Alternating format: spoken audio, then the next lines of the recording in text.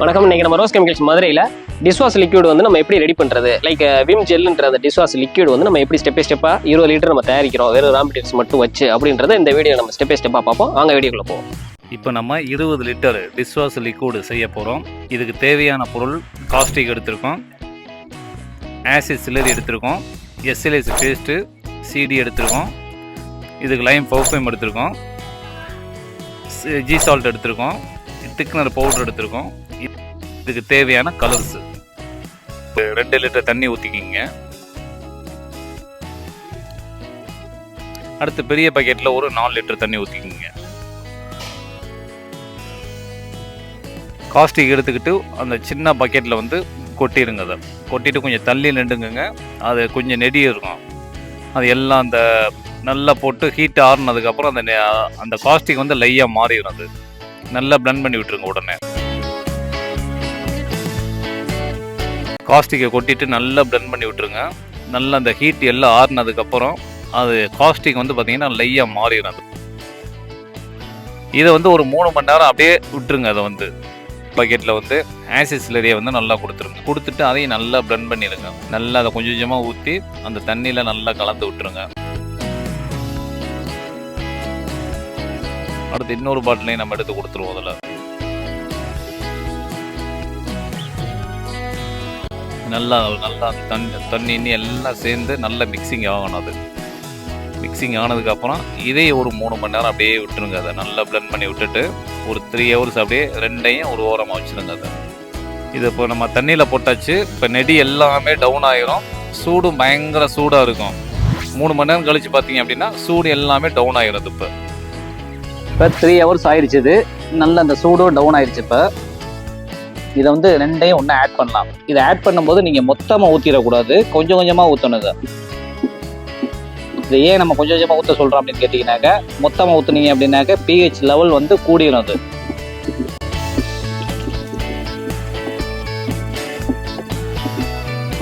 நீங்கள் இந்த மாதிரி கொஞ்சம் கொஞ்சமாக ஊற்றி பிளெண்ட் பண்ணி விட்டுக்கிட்டே இருக்கணும். அது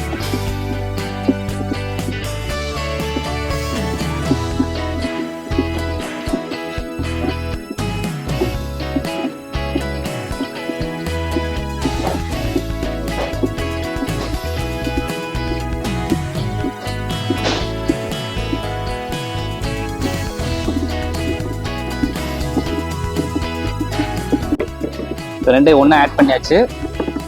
இதை நல்லா பிளெண்ட் பண்ணி விட்டு கீழே கை வச்சு பார்த்தீங்கன்னா இது பயங்கர சூடாக இருக்கும்.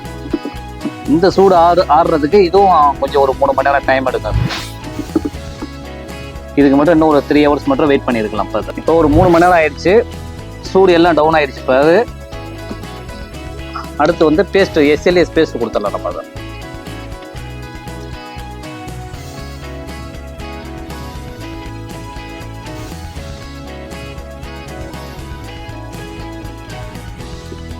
இதையும் நல்லா இந்த மாதிரி பிளெண்ட் பண்ணிருங்க.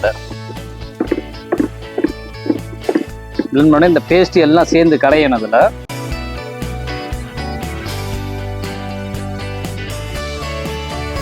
அடுத்து இந்த சீடியை கொடுத்துடலாம். சீடி ஆட் பண்ணிடுங்க. அதில்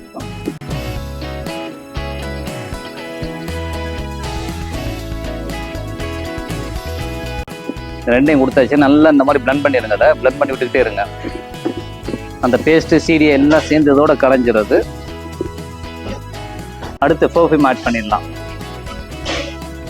இந்த லைம் சென்ட் இதையும் ஆட் பண்ணிடுங்க. அதை இல்லை இந்த மாதிரி பிளெண்ட் பண்ணிடுங்க. அதை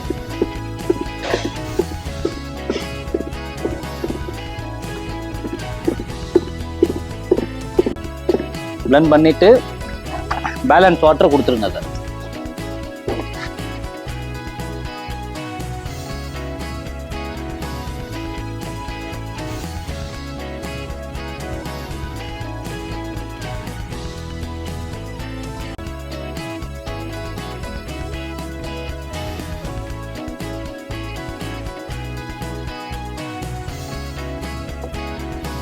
இப்போ நம்ம எல்லாமே கொடுத்தாச்சு.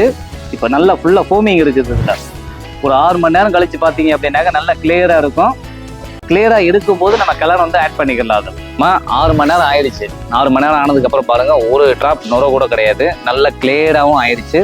அதே மாதிரி திக்னஸையும் பாருங்கள் எந்த அளவுக்கு இருக்குது அப்படின்ட்டு. அதுக்கப்புறம் இந்த மாதிரி கலர் கொடுத்துருப்போம் பார்த்தீங்களா, இந்த மாதிரி கலரை ஒரு சின்ன பாட்டிலில் போட்டு வாட்டரில் கலந்து இந்த கலரை கொடுங்க. நீங்கள் இந்த மாதிரி கலரில் கொடுத்தா தான் உங்களுக்கு எல்லாமே மிக்சிங் ஆகாது.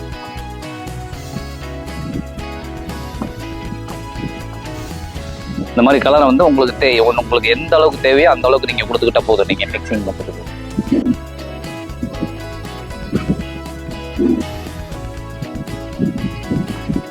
இந்த மாதிரி கலந்து இந்த மாதிரி மிக்சிங் பண்ணிக்கோங்க.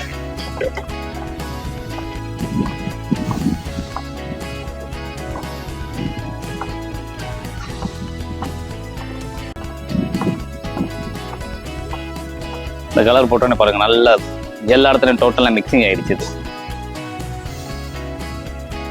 ஆனால் இப்போ உங்களுக்கு இதோடைய திக்னஸையும் காமிக்கிறேன் பாருங்க எந்த அளவுக்கு இருக்குதுன்ட்டு.